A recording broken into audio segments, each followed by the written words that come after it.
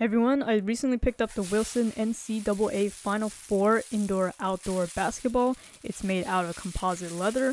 This was to replace really my pretty worn-out Spalding ball. As you can see here, it has pretty much no grip left. So I was looking for a relatively inexpensive alternative to that to play outdoors. I do have the Wilson Evolution, which is obviously the best indoor basketball there is currently to play for indoor, but I wanted something that I can play and shoot outdoors. So this is the one that fit the bill.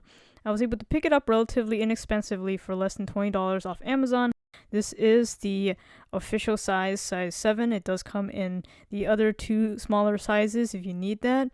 So basketball suitable for outdoor use is usually made out of either rubber or composite leather, which is what this basketball is made out of. I specifically wanted composite leather because it still has kind of the soft touch feel of real leather without having that premium price tag. You obviously don't want to be using real leather on outdoor surfaces, and it also still has roughly the same weight as a regular indoor ball, whereas rubber balls tend to be really light and cheap, and they also wear out very quickly. So this is what the ball looked like straight out of the box, completely brand new.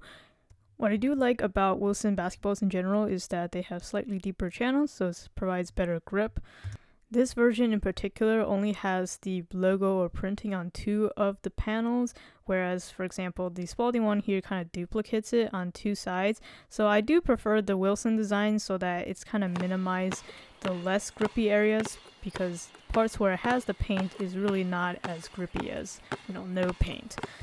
So when I first got it, I did notice there was a little bit of unevenness in some parts of the seams, and even actually within the panels, there's like hairline bumps. You can see it more obviously on camera when it's a little bit more worn. You can see that line through the middle there. I wasn't too sure if this was just because I got a slightly less perfect ball, or if this is a prevalent issue for this particular model, but it didn't affects the actual performance of the ball. I didn't see any irregularities in dribbling the ball or shooting the ball. The valve inlet for the basketball is well made. I didn't have any issues with it being cracked or having difficult inserting the pump needle. And throughout the great fluctuation of temperatures in the winter and spring months that I've tried this out on, this maintained its air pressure very nicely.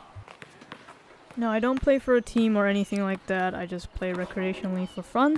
And after 2 months, about twice a week, each session is average about, say, 45 minutes. This is the wear and tear that's shown on this ball, which is actually not too bad. I would say this wears out a little bit less than, say, the Spalding balls that I've used in the past.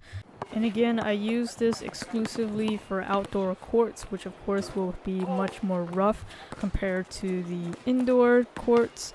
Overall, I think this offered a pretty good value, wasn't too expensive. It suited my needs for my outdoor use.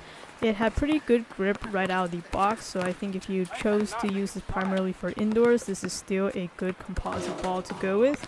But as with all composite balls, I would say just stick with one or the other. Once it's used outdoors, it really isn't a great idea to start using it for indoors.